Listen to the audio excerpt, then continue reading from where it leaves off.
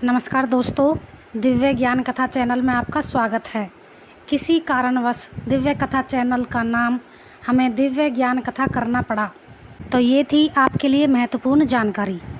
और हम आपके लिए लेकर आए हैं शिव महापुराण का चौथा अध्याय, जिसका विषय है चंचुला की प्रार्थना से ब्राह्मण का उसे पूरा शिव पुराण सुनाना और समानुसार शरीर छोड़कर शिवलोक में जाना, चंचुला का पार्वती जी की सखी एवं सुखी होना। तो आगे बढ़ने से पहले हमारे चैनल को लाइक, शेयर, सब्सक्राइब करना ना भूलें और वीडियो के अंत में अमृतवाणी ज़रूर सुनें। ब्राह्मण बोले, हे ब्राह्मण पत्नी, तुम डरो मत, भगवान शिव की शरण में जाओ। शिव की कृपा से सारा पाप तत्काल नष्ट हो जाता है। मैं तुमसे भगवान शिव की कीर्ति कथा युक्त उस परम वस्तु का वर्णन करूंगा, जिससे तुम्हें सदा सुख देने वाली उत्तम गति प्राप्त होगी। शिव की उत्तम कथा सुनने से ही तुम्हारी बुद्धि इस तरह पश्चाताप से युक्त एवं शुद्ध हो गई है। साथ ही तुम्हारे मन में विषयों के प्रति वैराग्य हो गया है। पश्चाताप ही पाप करने वाले पापियों के लिए सबसे बड़ा प्रायश्चित है। सत्पुरुषों ने सबके लिए पश्चाताप ही समस्त पापों का शोधक बताया है। पश्चाताप से ही पापों की शुद्धि होती है। जो पश्चाताप करता है वही वास्तव में पापों का प्रायश्चित करता है, क्योंकि सत्पुरुषों ने समस्त पापों की शुद्धि के लिए जैसे प्रायश्चित का उपदेश किया है, वह सब पश्चाताप से ही संपन्न हो जाता है। जो पुरुष विधि पूर्वक प्रायश्चित करके निर्भय हो जाता है पर अपने कुकर्म के लिए पश्चाताप नहीं करता, उसे प्राय उत्तम गति प्राप्त नहीं होती। परंतु जिसे अपने कुकृत्य पर हार्दिक पश्चाताप होता है, वह अवश्य उत्तम गति का भागी होता है, इसमें संशय नहीं है। इस शिवपुराण की कथा सुनने से जैसी चित्त शुद्धि होती है, वैसी दूसरे उपायों से नहीं होती। जैसे दर्पण साफ करने पर निर्मल हो जाता है, उसी प्रकार इस शिवपुराण की कथा से चित्त अत्यंत शुद्ध हो जाता है, इसमें संशय नहीं है। मनुष्यों के शुद्ध चित्त में जगदम्बा पार्वती सहित भगवान शिव विराजमान रहते हैं। इससे वह विशुद्ध आत्मा पुरुष श्री सांब सदाशिव के पद को प्राप्त होता है। इस उत्तम कथा का श्रवण समस्त मनुष्यों के लिए कल्याणकारी बीज है। अतः यथोचित शास्त्रों मार्ग से इसकी आराधना अथवा सेवा करनी चाहिए। यह भवबंधनी रूप रोग नाश करने वाली है। भगवान शिव की कथा को सुनकर फिर अपने हृदय में उसका मनन एवं निधि ध्यानासन करना चाहिए। इससे पूर्णतः चित्त शुद्धि हो जाती है।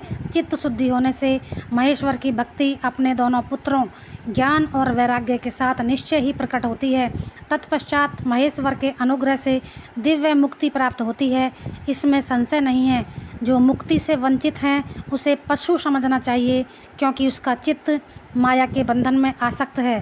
वह निश्चय ही संसार बंधन से मुक्त नहीं हो पाता।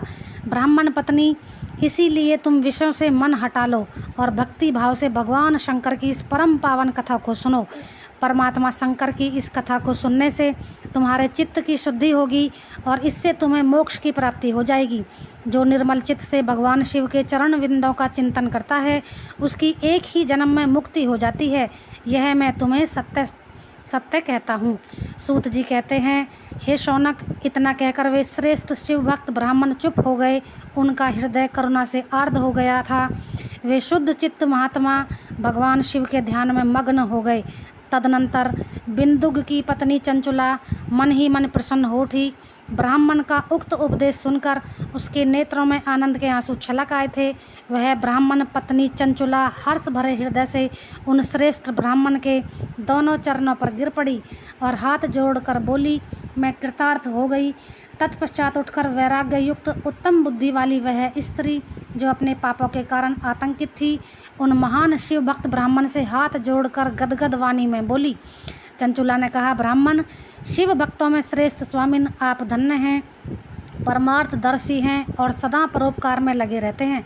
इसीलिए श्रेष्ठ साधु पुरुषों में प्रशंसा के योग्य हैं। साधो, मैं नरक के समुद्र में गिर रही हूँ, आप मेरा उद्धार कीजिए। पौराणिक अर्थ तत्व से संपन्न जिस सुंदर शिव पुराण की कथा को सुनकर मेरे मन में संपूर्ण विषयों से वैराग्य उत्पन्न हो गया है, उसी शिव पुराण को सुनने के लिए इस समय मेरे मन में बड़ी श्रद्धा हो रही है।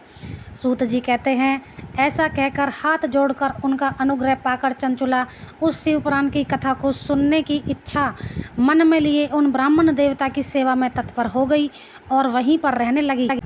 तदनंतर शिव भक्तों में श्रेष्ठ और शुद्ध बुद्धि वाले उन ब्राह्मण देव ने उसी स्थान पर स्त्री को शिव पुराण की उत्तम कथा सुनाई। इस प्रकार उस गोकर्ण नामक महाक्षेत्र में उन्हीं श्रेष्ठ ब्राह्मण से उसने शिव पुराण की वह परम उत्तम कथा सुनी, जो भक्ति, ज्ञान और वैराग्य को बढ़ाने वाली तथा मुक्ति देने वाली है। उस परम उत्तम कथा को सुनकर वह ब्राह्मण पत्नी अत्यंत कृतार्थ हो गई। उसका चित्त शीघ्र ही शुद्ध हो गया।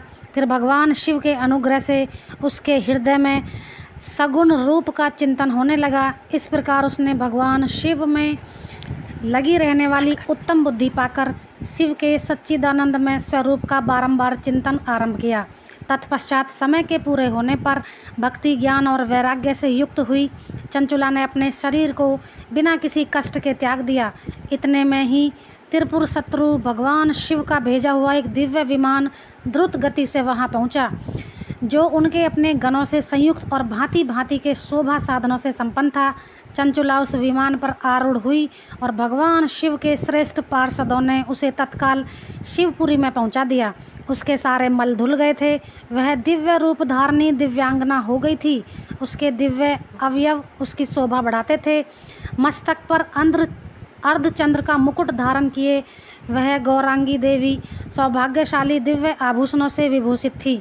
शिवपुरी में पहुंचकर उसने सनातन देवता त्रिनेत्रधारी महादेव जी को देखा। सभी मुख्य देवता उनकी सेवा में खड़े थे। गणेश, भृंगी, नंदीश्वर तथा वीरभद्र जैसे आदि उनकी सेवा में उत्तम भक्तिभाव से उपस्थित। उनकी अंग कांति करोड़ों सूर्यों के समान प्रकाशित हो रही थी। कंठ में नील चिन्ह शोभा पाता था। 5 मुख और प्रत्येक मुख में 3-3 नेत्र थे। मस्तक पर अर्धचंद्राकार मुकुट शोभा देता था। उन्होंने अपने वामांग भाग में गौरी देवी को बिठा रखा था, जो विद्युत पुंज के समान प्रकाशित थी।